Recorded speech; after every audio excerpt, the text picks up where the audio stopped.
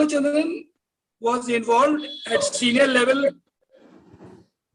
in leadership development, research, consultancy, education, talent management for more than 45 years in Australia and India. He retired from ATO. The highest federal government agency in Australia, in 2008, Australian Taxation Office. Mr. Bala was awarded the Commissioner's Medallion for Australia Day Award in January 2003. In 2019, he was elected to Regional Council of Victorian Multicultural Commission. He is a mentor with AMES for past 7 years to help newly arrived migrants to settle in Australia. From June 2021, he is also on Multicultural Advisory Commission of Knox City Council. And at Australian Taxation Office, Shri Bala was involved in flagship leadership programs on managing in 90s, change management, team building, organizational development, internal consulting, performance management, and other overseas projects. He has done many training sessions on general management areas at institutes like University School of Management Studies, Guru Govind University Australia Institute of Management and Entrepreneurship and Management Association of Nepal. Mr. Bala has also trained senior Indian IT commissioners who came to Australian Taxation Office under the sponsorship program with the Government of India. He's also worked for 25 years in All India Management Association, our parent body, as Deputy Director General before migrating to Australia in 1986. In IMA, he had coordinated over 200 leadership development programs in finance, personnel, production, marketing, etc., and interacted with top world management experts like Peter Drucker, Warren Bennis, and late Mr. C.K. Prahlad. He also initiated a number of flagship programs at IMA, like National Competition for Young Managers and international events like Asian Management Conference in IMA and World Management Congress in India in 1971 and 1978 respectively. He holds a MBA degree from a premier colleges of Australia, University of Delhi, and in between 1990 and 1998, he was an associate fellow of Australian Human Research Organization. He is also on the council of AITD for a couple of years in early 90s. He is probably one of the very few staffs who has a wide-ranging international exposure, gaining experience and sharing it in Australian Taxation Office while he worked there. We welcome Mr. Bala and now hand over the session to the speaker, sir, and request him to please proceed ahead and apprise us of his experience and knowledge. Thank you, sir. Thank you. Thank you. And I'm very, very grateful for the warm welcome by everybody. Namaste, Deshvasiyon. Today is a very auspicious day too. I'm sure you're all aware of Guru Purnima Day. And I hope in the afternoon you have taken the trouble to come and share with me your experience. I'm here to share my experience with you on this very vital subject of managing change. I'm here as an expert. I am merely one amongst you, so don't feel that there is a barrier between you and me. At any time, if you feel you have questions, certainly raise your hand and ask me the questions. In today's world, change is sweeping across the world. Can you all hear me? Yes, we can hear you. Okay. In today's world, there is no doubt change is sweeping across the political scenario, economy, organization, and individuals.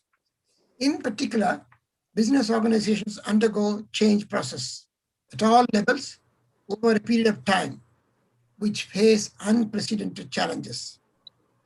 this brief 1 hour session I will share with you is basically to aim at how change takes place and to give practical example from an international perspective over my experience with ATO for nearly 20 years. And as Ravi Bhai said, ATO is the largest federal government agency in Australia. Now I'm going to share my screen. Just bear with me for a minute. Share your screen, sir. You can share. Yeah, just let me just.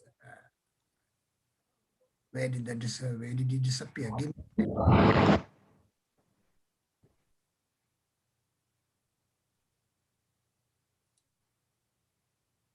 No, sound is not coming now. Yeah, just 1 minute, 1 minute.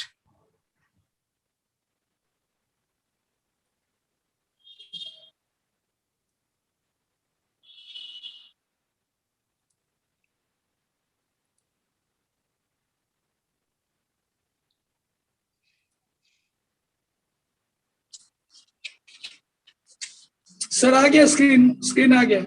Can you all see now? Yes, we can see the screen. Yes, Okay, good. the screen. Before I proceed, I just sort of, only this morning, somebody sent me a very, very powerful message in terms of what the power of change. It says, one moment can change, and A one day. day can change a life, and one life can change the world, which is very, very vital in today's economy. Just 1 moment. I don't know why this is hiding me. Give me 1 minute. Yeah, I'll just put it here. Okay, basically, what is change management? Change management involves the process that ensures a business respond to the environment in which it operates. And change management basically guides how we prepare, equip, and support individuals successfully adopt change in order to drive organizational success and outcomes. Incidentally, this PowerPoint presentation, I have sent it to Ravi, so he will send to all of you, so you can have it as a copy and for future reference.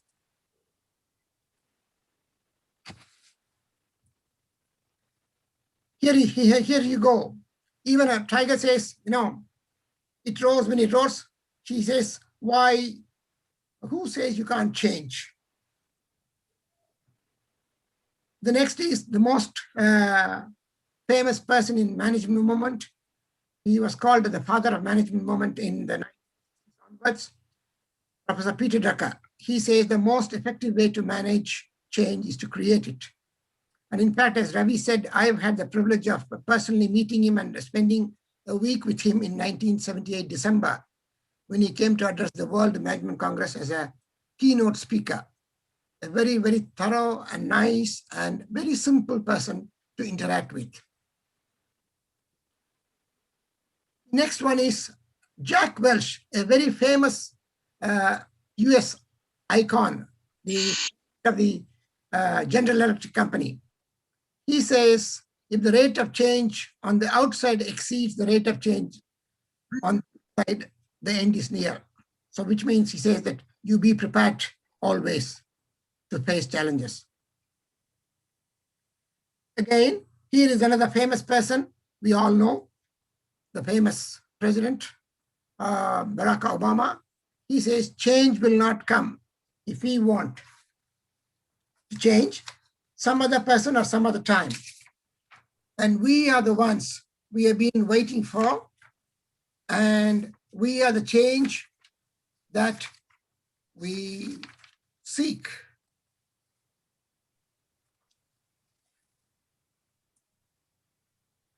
Okay, now let us go back to the fundamental things of why change. The only constant change, the only constant thing in life is always change. Be ready for change day in and day out. And from the organization perspective, change as a survival tactic, and if it does not keep with the pace, changing technology, consumer demand, and effective business process, they will lose their competitive edge. At the end of the day, change also delivers a better experience. Okay, coming to economy. Let me give you 1 minute, an example.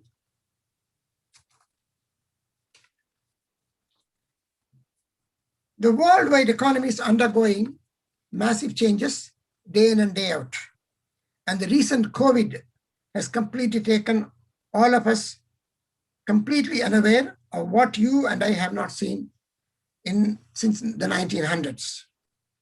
The new technological innovation in all sectors of the economy, like agriculture, biotechnology, energy and power, medical, communication, and transportation, huge happening. Again, in the Western world particularly, I'm sure it is happening in India too, but mergers and acquisitions. It is basically a consolidation of companies' assets through various financial transactions, including mergers, acquisitions, purchase of assets, and management arrangements. I just have a brief story to share with you. My daughter, who is an academic in US, she joined a company last October, which really imparts education worldwide. Can you believe it? It was a startup company and she took it as a challenge to join the company. 8 months, all of a sudden last month, one day they said, Divya, we are closing the company. The company gone with 2 weeks notice. So what I'm saying is, because somebody has taken over and the whole thing changes, the scenario changes. Then internal and external pressure. These refer to events, factors, people, systems, structures, conditions inside the organization that are generally under the control of the company.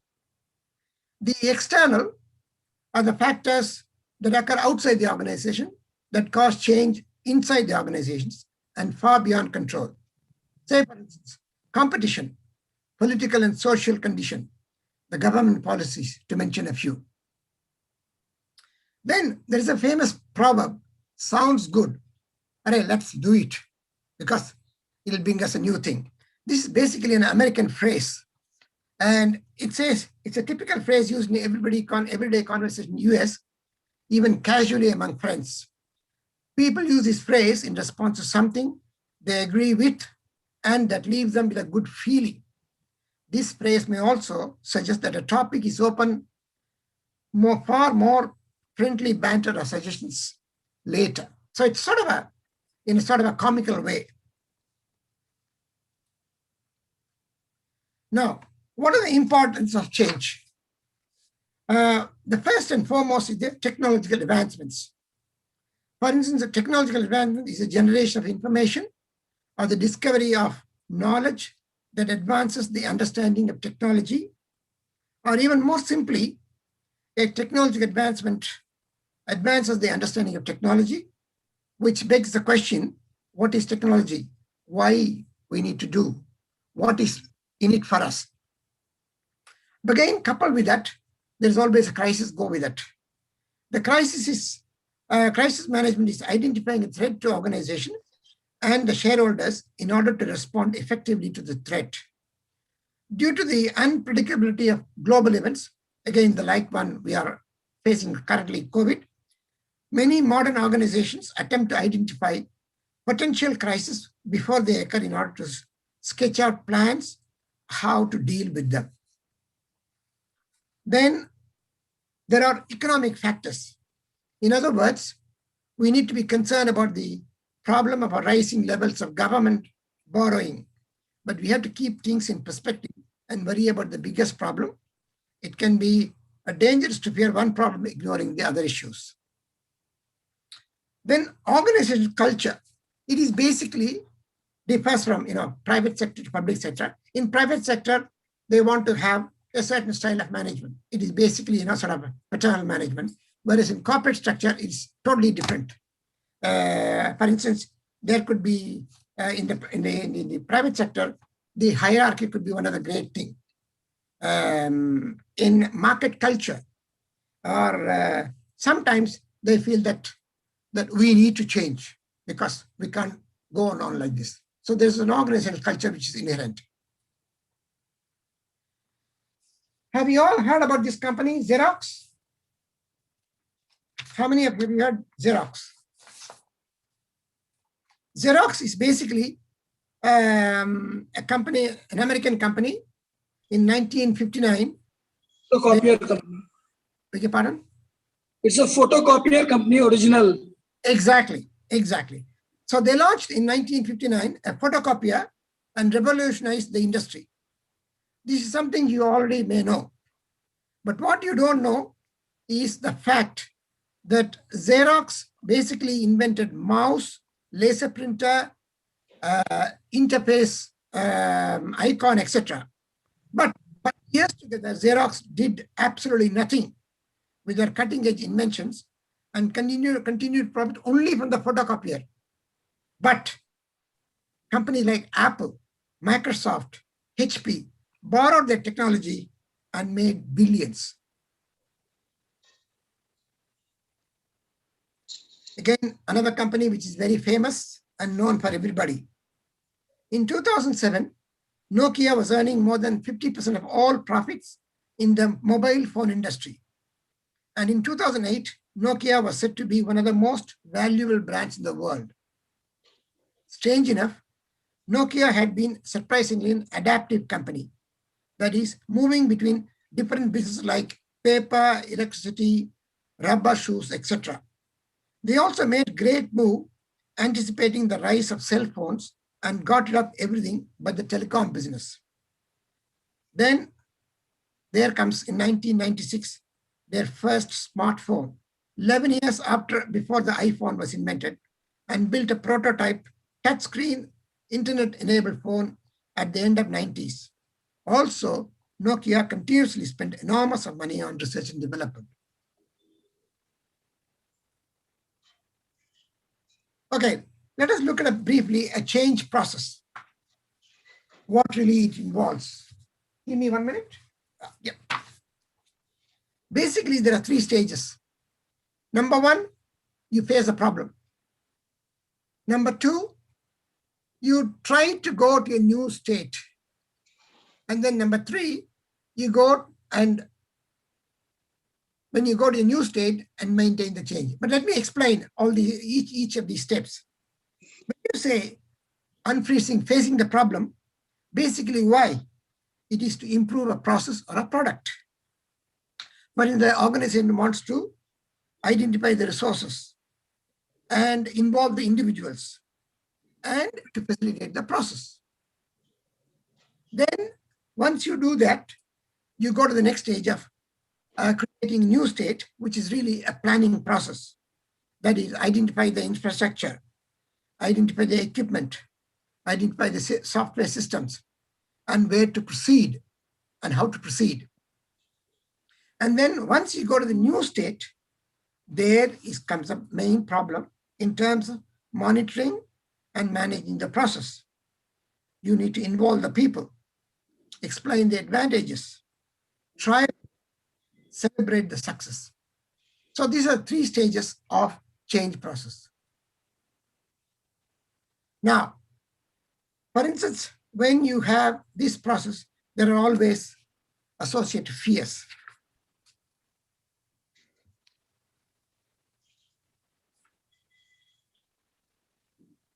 For instance, first is the economic fears. Basically, as I said earlier, this comes to really because of the external pressures. That is what the government policy could be, what the political scenario will be, and where the economy is heading. For instance, one of the key things which always we see is the inflation, because it's completely unknown. Because it is to do with the global economy. It is not only your economy, it is to do with the global economy. The second is the fear of the unknown. Basically, the unknown have different intensities. Number 1, fundamentally, you dislike or you don't bother, which is low level of fear. The second is moderate level, which is where you are able to tolerate what is going on and then still survive in it. And then the third level is high level of fear, that is terror. Or you being dreaded, oh, listen, how can I get on with the business? How can I grow? So there are always ifs and buts there. Then comes the effort. The effort is basically how much you can inject resources, money, material, men, all sorts of things, etc., in terms of bringing in the change. The fourth is the fear of loss of power of autonomy, because a lot of people who are used to a certain way of doing things, certain way of coexisting in the economy, they feel that if change comes to happen in the organization, they might lose the power, they might lose the autonomy.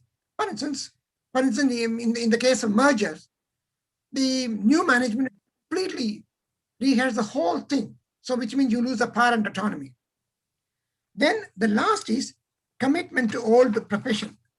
For instance, there are people who are committed to certain way of doing things. Basically, it's called professional commitment, is an attitude that someone has toward their job. It is their point of view and their active participation in the profession. The individuals who are committed are lifelong learners and are committed to the particular profession which they follow. Now, you need to overcome this resistance to change, because you can't be accepting what you have been doing or what you're used to. So what you do is, people need to understand when you really bring in about the pressure of change, what facets is going to affect, what level is going to affect, what products and services we will either enhance or cut. Then you need to sort of continuously educate the people in terms of the discrepancies between the current state and the desired one. Because, for instance, one other thing in change management is you need to keep on involving the people at all levels, at all times, because you just cannot do everything at one go, but at the same time at different pace by involving the people. And that you can only do that when you convey positive expectation of the change, and also the benefit that it bring into the people and the organization over a period of time.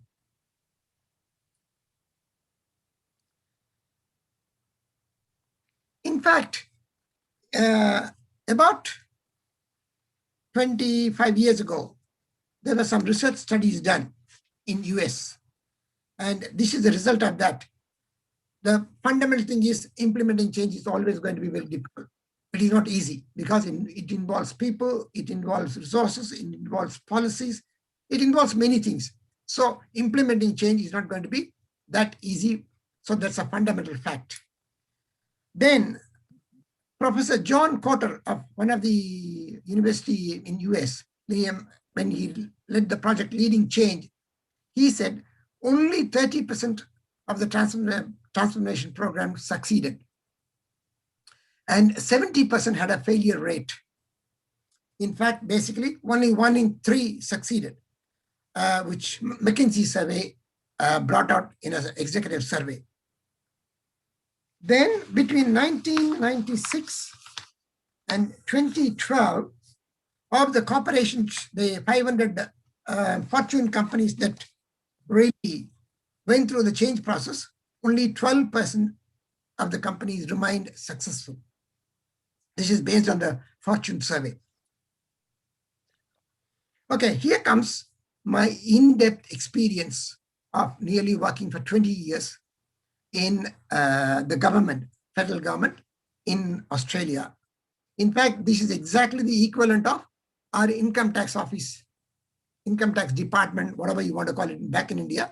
But basically the structure is quite different, but I'll go through step by step, 1 minute.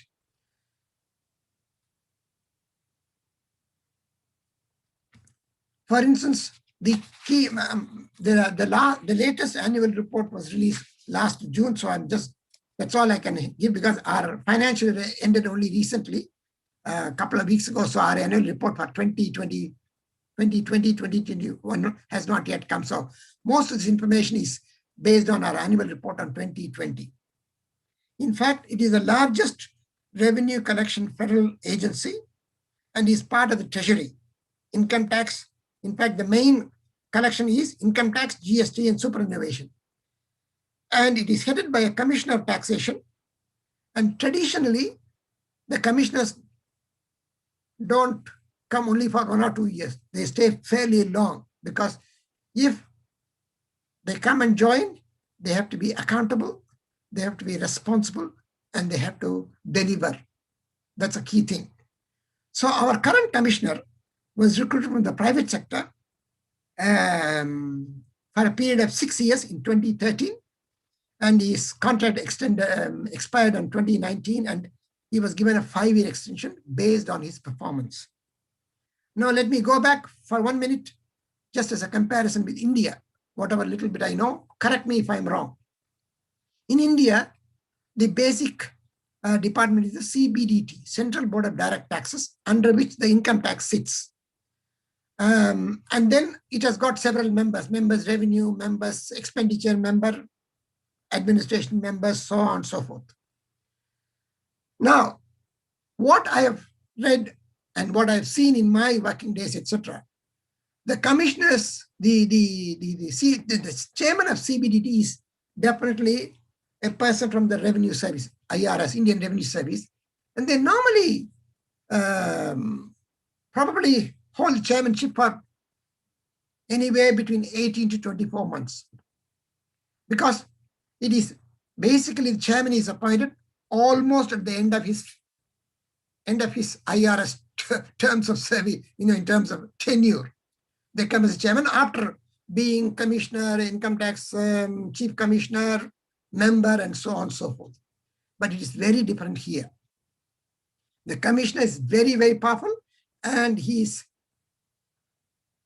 accountable to the treasurer.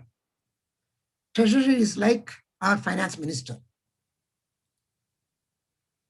Again, about the organization, the organization administers at least about 9 lakhs employers, more than 780,000 trusts. And the individual clients, which means income taxpayers, 11.5 million.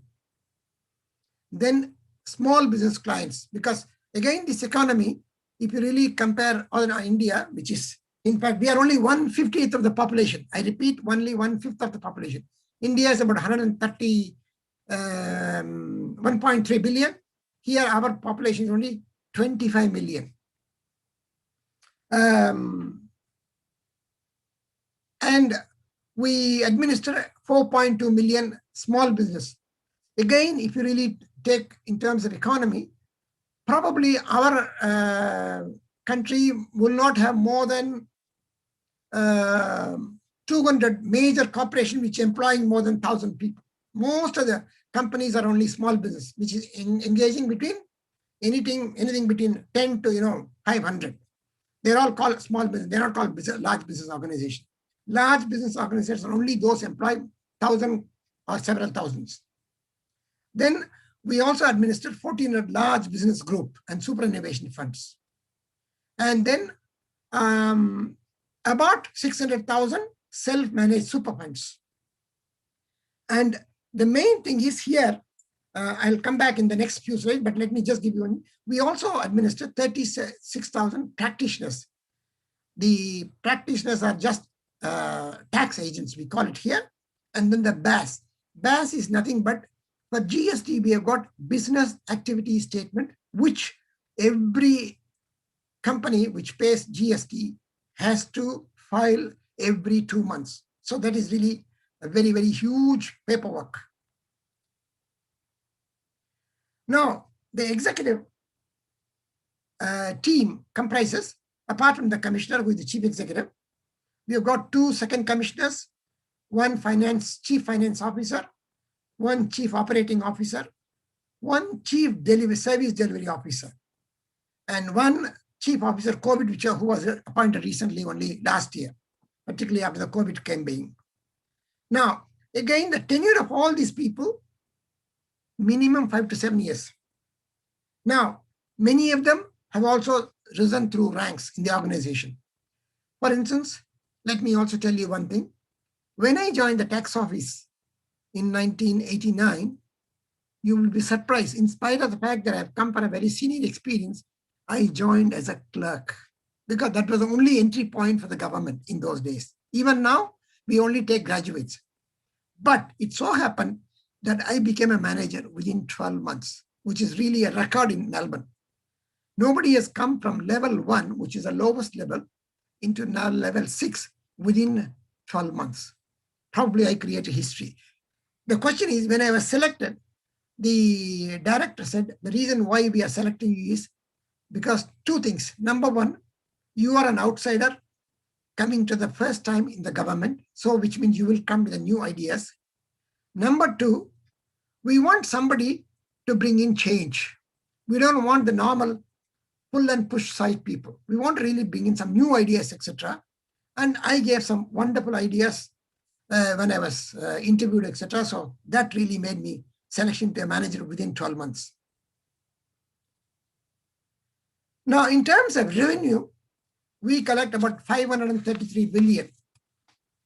Now, don't get alarmed by Indian figures, etc., because as I said, we are only 1/50th of India. So accordingly, the revenue collected is only 1 billion means 1,000 crores. So it's about 533,000 crores. We have about 36 offices around the country. And we have about 17,000 employees. Now, again, you would see one big thing here. The male and female population is almost 50-50 at all levels.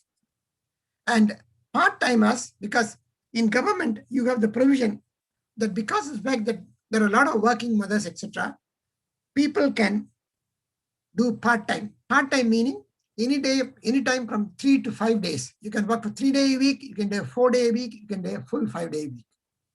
So there are a lot of female in the organization, particularly because they've got their home and house responsibility. So there are plenty of people on the part-time list. And then also, given the scenario which is taking place in the last few years in terms of computerization, mechanization, etc., we have a lot of people taken on, particularly in IT side, contractual. So which means they come for 1 year, 2 years, and they get renewed depending on the performance and delivery. Now, the most important thing for what we have been doing is basically based on the feedback on ATO.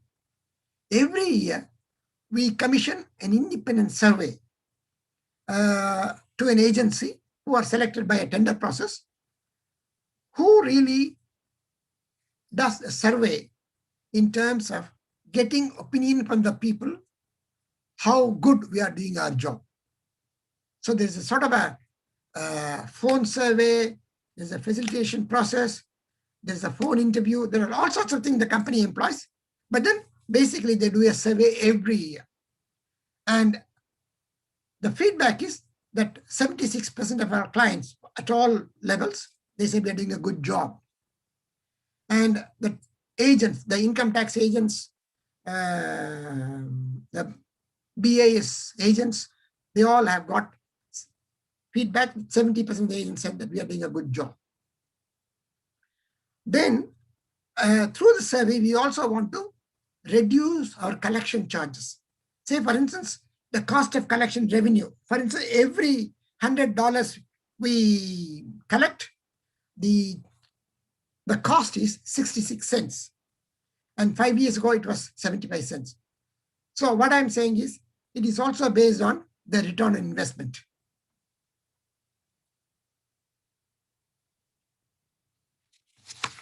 Now, what is the aims of the change program? Based on the feedback, and again, I said the survey, which is called Listening to the Community. That's the title of the program. The agent does the survey every year, I said.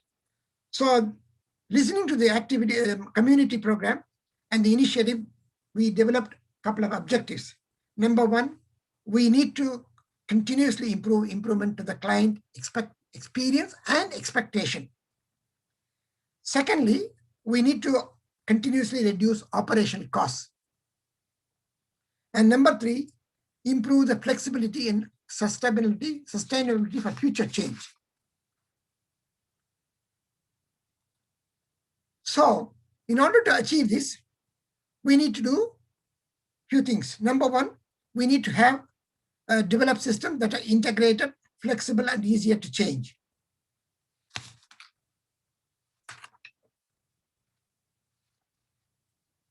Second, we need to have a single system for case management. Again, each one of these I'll explain to you. So I'm just giving you some highlights. 3, have a single system for client relationship management. And next, provide staff with a single view of client information. And lastly, enable staff to undertake all work electronically in paper. I will explain a bit more detail in the next couple of pages. But so what we did was we did engage and invest over $700 million in terms of a computerization and modernization project. Basically, that's because we need to work towards single way of working across ATO. Let me give you some more thing. I'm going to jump one slide, but doesn't matter. What the income tax system did in tax offices, that we developed one of the largest IT deployment ever undertaken in the history of anywhere in Australia, in any of the departments. We used to have what we call national taxpayer system. Let me tell you what is national taxpayer system. For instance, 20 years ago, and I'm also going to tell you what is happening today. 20 years ago, 95% of the people only filed paper returns. 95% of the people. So what we used to do, every paper return that used to be lodged in any of the offices, it used to be keyed in by the key operator every day, whether it's an individual return, trust return, company return, etc. They used to feed in the information to the computer. Now, what this national computer and taxpayer system did was that all the data which have been input up to 5 o'clock today, the system did the whatever running the process, etc. Next morning, 9 o'clock, the return, say I'm going to give an Indian example. The return filed in Delhi today at 5 p.m. A person sitting in interior Tamil Nadu, where there is an income tax office, can go and check and ask for quicker process the return. Which means, let me repeat again, a return lodged in Delhi today, it can be assessed by anybody, anywhere across the country, next day, assuming the person goes to Calcutta or Bombay or Madras, etc. So that was the whole philosophy of national taxpayer system. Now, fast tracking 20 years. What happened when we did the change, say 10 years ago, when we invested about $800 million? In fact, the whole scenario is now 90% of the people lodge returns electronically. Now, let me as a comparison. In those days, when people used to file returns, the paper return, the key performance indicator or KPI or the OPS, which is called Operational Performance Standard for the organization, was that the return must be processed within 21 days. That was the corporate objective, within 21 days. Again, fast tracking. Today, the corporate objective is the return must be processed within 7 days. Now, I am told that the new commissioner is embarking in 2021-22. The return must be assessed and processed, and assessment notice issued within 48 hours. But this is all possible only with an investment and with a change of attitude.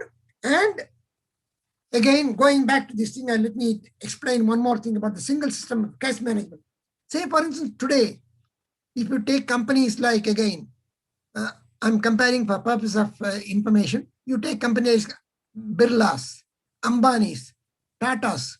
If you take, I don't know what it exists in India, but here, if you have that companies, that kind of, for instance, we have got a Commonwealth Bank, which is the largest bank, 19,000 employees, which is one of the largest bank. There are 4 banks, but one of the largest banks. What happens is, from the perspective of compliance, from the complaint and from the purpose of client satisfaction, and from the point of view of consumer behavior, we have what we call KCM, Key Client Manager. That Key Client Manager will be the person whole and sole responsible for dealing with that bank in every aspect of tax, whether it is GST, whether it is superannuation, whether it is tax director source, everything. So what I'm saying is, have a single system of either case management and client relationship. So that is the kind of thing which we have involved. Now, like that, there are companies like key client manager for major companies like Qantas, like big airlines, like BHP, all sorts of things.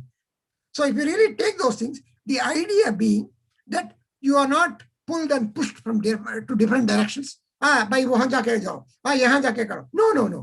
Particularly if you take that thing. Now, when it comes to individuals, for instance, if you take my case, I filed my return, for instance, yesterday. And I can tell you my past experience in the last 12 years, my leaving, my income tax assessment was issued exactly under 7 days. Exactly under 7 days. But this is all possible only because of all these integrated, flexible, systems which have adopted. Now, it is not easy. It is time consuming. It is resource consuming. It is difficult. But let me go back.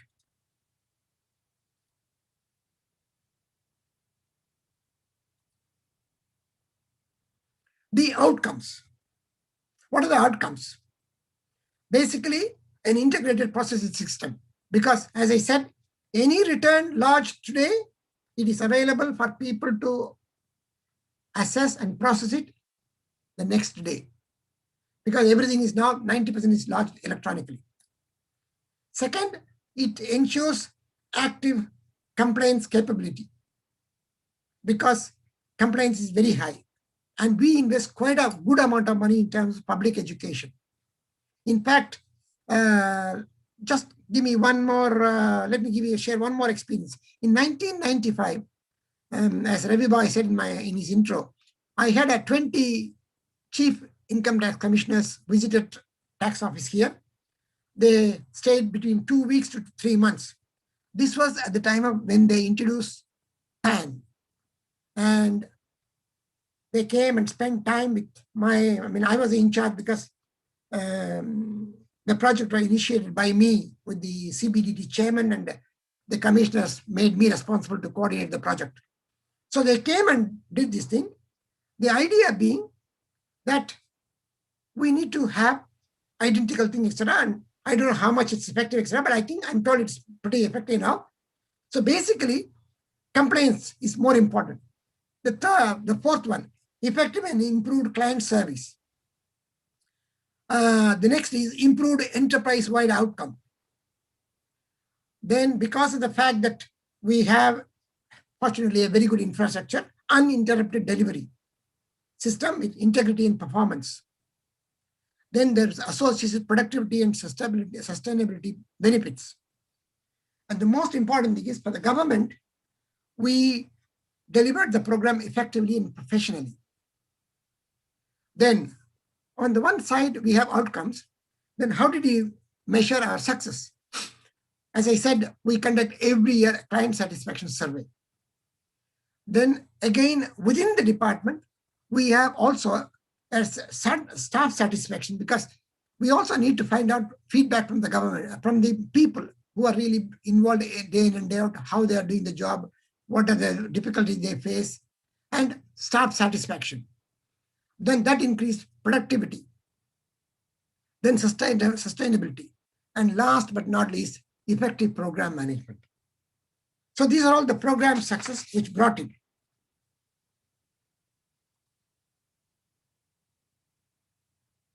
Now here comes what really is going to happen.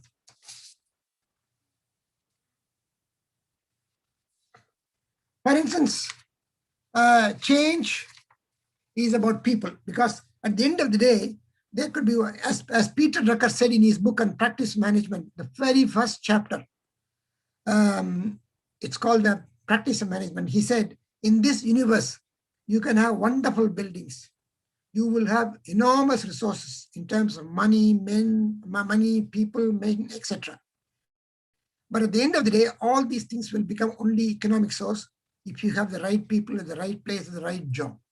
So people are vital. So again, in the context of change, if we need to bring and manage change, it is all about people. The first and foremost to make, that is create leverage and offer empowering alternatives. To make others change, you must find the leverage that will impact them and offer better and realistic alternatives to the current state.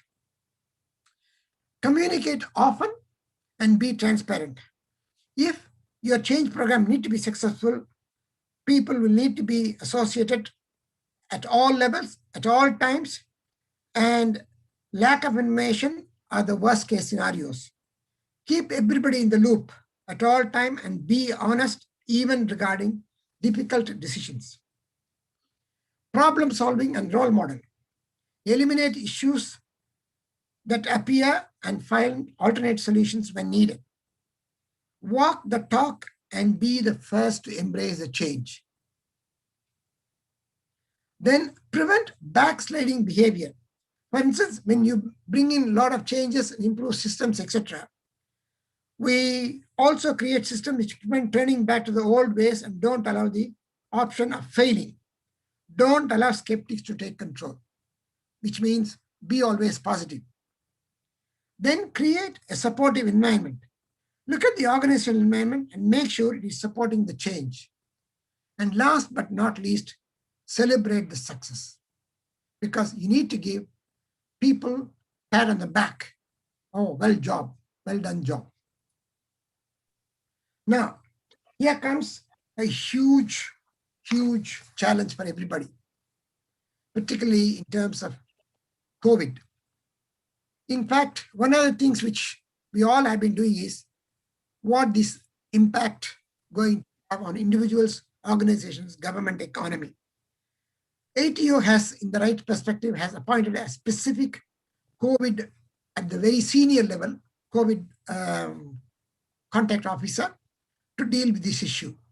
In fact, one of the key things which is happening here around the world is working from home concept.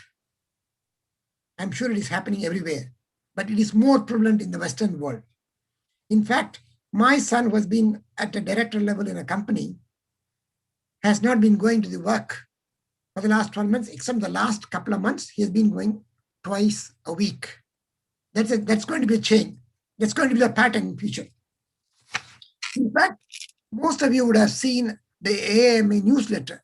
If you have not seen it, please get a copy and look at the April 2021 issue. In fact, there are 9 scenarios. I'm just going to read out for the benefit of people. Please have a copy and read it. It says, employers will shift from managing the employee experience to managing the life experience of their employees. Number 2, many companies will adopt stances on current and societal and political debates. Number 3, the gender wage gap will continue to increase as employees return to the office. Number 4, new regulation will limit employee monitoring. Number 5, flexibility will shift from location to time. And we need to be concerned with mental health and give support to the people in these new circumstances. Then employers will look to rent talent to fill the skill gap, which means outsourcing. And then last but not least, states will compete to attract individual talent rather than trying to get companies to relocate. But these are all inevitable, and we need to accept and live with it. I'm going to give a last chart, which you can see. In fact, in managing the change, complex change, here is a sort of a chart I've said. For change to happen, you need to have vision, skills, you need to incentive, reward people, and you need to have resources. Last but not least, action plan. Only then change will succeed. If you go to the next level, take it that there is no vision, but you have got skills, incentives, resources, action, etc. It will only bring confusion. It won't bring in change. Now, take it this. You have got everything else, but you don't have people with skills. So which will only bring in anxiety. Hey, listen, will it happen? Will it succeed? Will it be beneficial? And so on and so forth. Then, if you don't give incentive to the people, if you don't give pat on the back to the people, if you don't reward the people, there will be only resistance. The change program will not happen. Then, again, you have everything else except resources. You don't give the right equipment. You don't give proper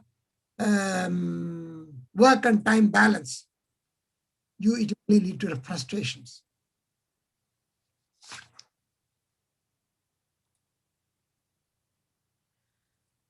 Now let us act. This is an acronym which I coined again many, many years ago. Couple of people can unmute because I just want some response, if you don't mind. Can somebody guess what A stands for and C stands for and T stands for? Anybody can give a guess.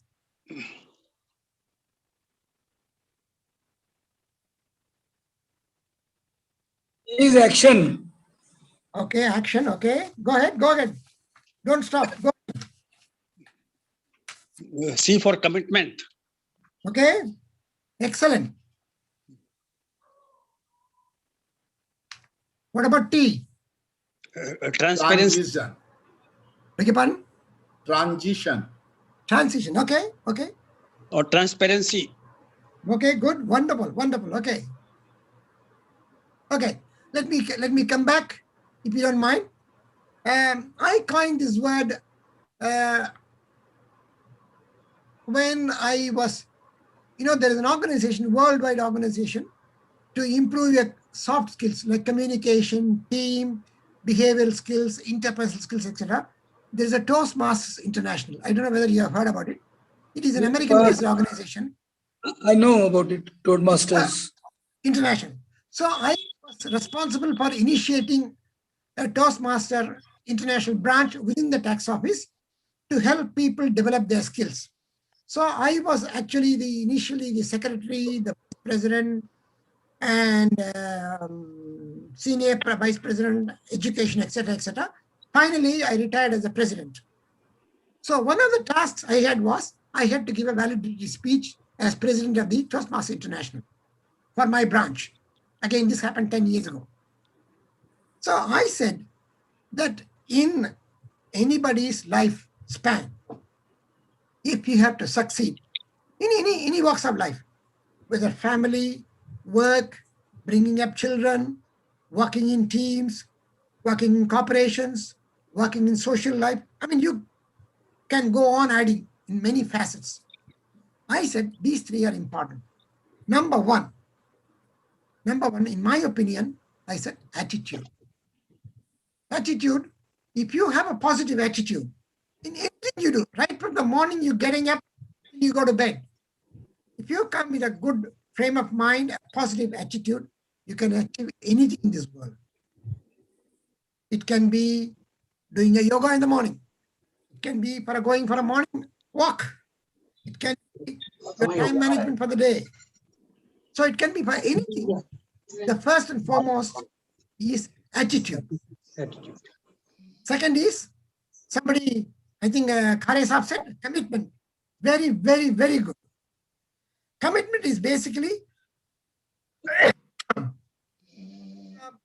you commit yourself with a positive attitude. Don't have this negative attitude, negative thought. We ask ourselves over and over again, can we do this thing? Will we succeed? And I am going to commit. I am going to be positive. I am going to put my resources. I am going to help my children develop their skills. So it's basically commitment. Then the most important thing, if attitude and commitment need to bring in fruition, is trust. Trust relates to basically interpersonal and group interactions, individuals, and in the organizational context. I'm sure from my experience, I can say it is even applicable in your normal day-to-day life. If you don't have trust in your partner, your wife, you can't run a family. If you don't have trust in your children, you can't talk to them. You have to have trust in them in terms of what their needs are, what their career aspirations are, what they want to do, how they want to grow, where they want to spend their time. So attitude, commitment, and trust are vital, in my opinion, to bring in change, both you and the organization. I leave the last slide, which says, nothing changes until you change. And everything changes once you change. Right. Very right. Thank you very, very much for the patient hearing. And I'm here to open for any discussion. Thank you very much, Balachandran Saab. We had an interesting and knowledgeable talk related to managing change. May I, with your permission, invite our audience for an interactive question answer sessions where Please. they would like to resolve their doubts and any. So I would now invite our audiences to kindly have any questions so that they can have their clarifications from Bala Saab. I have got one query. Yes. That with increasing automation, Yes. there may be less and less need for human labor, Yes. and may lead to more unemployment, especially Yes. in a country like India, which has got Yes. a large population. Yes. That is, automation can lead to more unemployment. Very true. Very true. Can you hang on for 1 second? Let me just close this presentation. Yes, sir. Please. Give me 1 minute because I'm not able to see the people. Just give me 1 second. I'm trying to see the people. Yes. Yes. Yes. Go ahead. Sorry. Yes, very much so. You're not wrong at all. With increased automation. I mean, I remember. I'm sure some of you may remember. If you remember 1970s, when LIC started automation process of their life insurance policies, you know, the whole nationwide the dharna. There was a crowd. There was a huge resistance. But the question is, our economy is not going to be standstill. It's going to grow also over a period of time. So we keep on investing and reskilling the people. So in fact, okay, it may not be that kind of a sort of extent, but then you need to keep on improving the living conditions and the education of the people also. Sir, may I ask one thing? Yeah. As we all know that change is nature. Yep. In recent times, in Indian taxation scenario, Yep. Government is making a lot of changes in the tax collection system and filing of returns. Yes. This year, for the year 21 22 assessment year, they have changed the income tax return filing portal. Entirely, they have changed it. And the system, they have made the change, all right. And people are struggling while they are going to file their returns because the changes made in the income tax portal or taxation system, whether it is income tax or whether it is GST, the system has not become reliable and stable. We are not able to open the, sometimes the server, we cannot open the portal, and the response is very slow and cumbersome. So, as you said, that change is welcome, but change should be stable and user-friendly. Very true. I think Very it true. should be user-friendly. Very true. In India, in GST, they have complicated the systems. A lot of complications have been introduced by the government just with the single purpose to stop the tax evasion. It is their prime motto ki how to evade tax, how to stop tax evasion. So similarly, they have made numerous changes in the income tax return filing portal. That is new income tax India, income tax government.in.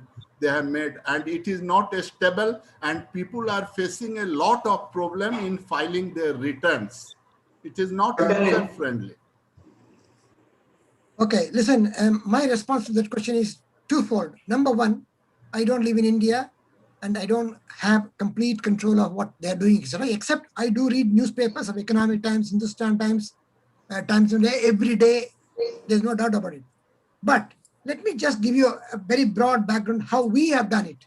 Number one, first and foremost, three things I wanted to share with you. Number one, I believe in India, out of the 130 million population, 1.3 billion people, the tax-paying population is only, I repeat, is only, correct me again if I'm wrong, 3%. Even less than that. I'm just guessing. I'm just yes, about yes, it is less 3%, than that. 3%. 3%. So which means compliance is very, very, very, very low. You know the reason why? The question is, before I go to this suggestion, let me tell you one more thing. Whereas here, out of the 11 million taxpayers, out of the 25 million population, 25 million, almost 80% are compulsorily, taxpayers. compulsorily need to be registered for the simple reason. I'll tell you just an example I'm giving you. Take it that one of my grandson, who's 18, goes to work in a supermarket. He cannot be paid wages unless otherwise he is registered with the tax file number, which is a must. Which means, let me tell you, we have tax file number program even for school students who do part-time work.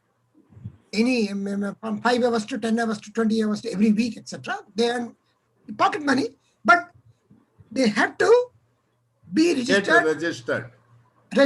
So they have to have the tax file TFN, tax file number.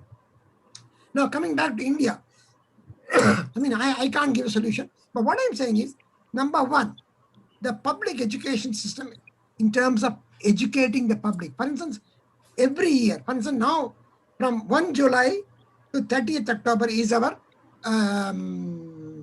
submission period for income tax returns here. Yes. During the 4 months, we go and establish counters at every shopping center in major cities.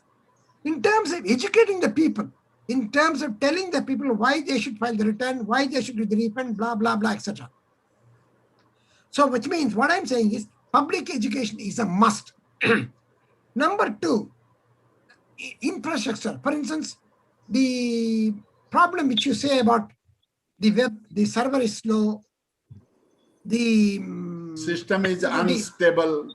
unstable. It's all because of the infrastructure. The question is, when you go for any mechanization of anything, you need to ensure all these basic things are also covered properly. Otherwise, you can't work. For instance, I'll give you one illustration. 3 days ago, one of the airlines system went funk for 2 hours. You can imagine the chaos in the airports. Okay, let me give you 3 days ago again. All the ATM machines of one bank went funk because there's a glitch. They had to repair it. But again, 1 hour, and they said they started telling people, media possible, radio, television, everything. We are going through the phase, phone system, etc. Please apologize, please excuse us, please apologize. We are having problem. We will do it. Believe it or not, they said in 2 hours it will be fixed, and they fixed it in 1.5 hours. What I'm saying is, but that only they can do if people have the right attitude to work. People have to, in fact, in terms of outsourcing, I'm told in India it has been outsourced to TCS or Infosys, I don't know. Whatever it is, they need to make the people also accountable, and they have the proper wherewithal and infrastructure to deliver the goods and services. Yes, the attitude of the government helps the people to develop the sense of belongingness. Do you agree? Exactly. Right, sir. Thank you. But do people evade tax in Australia? Anji, Do people evade tax in Australia? it happens, yes. There's a black economy. For instance, I'll give you a simple example. Take it that a plumber comes to my house. Plumber comes to my house to repair a pipe. In this country, the minute you ring up the plumber, he says basic charge is $90 to come to your house. And then every 6 minutes I will charge what the problem is. But one thing, they won't waste even 1 second. They will come, they will ask what the issue is, they will detect and tell you what the price will be before they undertake the job. Number 2, the most important thing. This is where the critical thing of black economy. He will ask, do you want an invoice or do you want to pay cash? Because Raviba, you have to understand, we are all human beings. We are all human beings. So sometimes people go, buy mujhe invoice nahi chahiye, because I avoid paying 10% GST. But generally, 7 out of 10 people, he says, no, here is the invoice, you pay me by credit card. Not even cash. You pay me by credit card. So it does exist on both ways. And what about corruption in ATO? Is there any corruption rampant in ATO? Just like in India? Very invisible. In fact, we have got high level of security and secrecy system. Say, for instance, let me tell you one more thing. I mean, this is just telling my private information, but again, I don't mind sharing. My wife and myself both worked in the tax office for 20 years. She used to process income returns of thousands and thousands of individuals. The first and foremost is when we join the tax office, the first and foremost is under Section 16C of the Income Tax Privacy Act. We are not supposed to divulge or discuss or disclose to even to my spouse or, vice versa, what we do. So there is complete secrecy and you cannot do that. And it's very insignificant. There is no, for instance, okay, let me tell you. Take it that I work in the counter staff in the income tax office here. I cannot accept a pen from you as a client. Sir, a pen le lo. No question. I don't, thank you. I'm here to do a job. Full stop. Please, thank you. That's it. I cannot accept anything. Thank you, sir. Goyal sahab, आगे बढ़ाइए session. Anybody having any questions, please? No. Then, in that case, I will request Mr. Prashad, our Vice President, to thank Mr. Balachandran for the nice speech. Kindly, Mr. Prashad. Yes. Thank you, Gol sir. Dear Sri Bala Chandran sir, it was a great pleasure and privilege for us to listen a talk on managing change and international perspective from you. The talk was very informative and full of depth on changing present international scenario in comparison to India. Thank you very much, sir, for sparing your valuable time for the benefit of members of Allahabad Management Association. We will love to hear you in the future also and are looking forward for such an opportunity.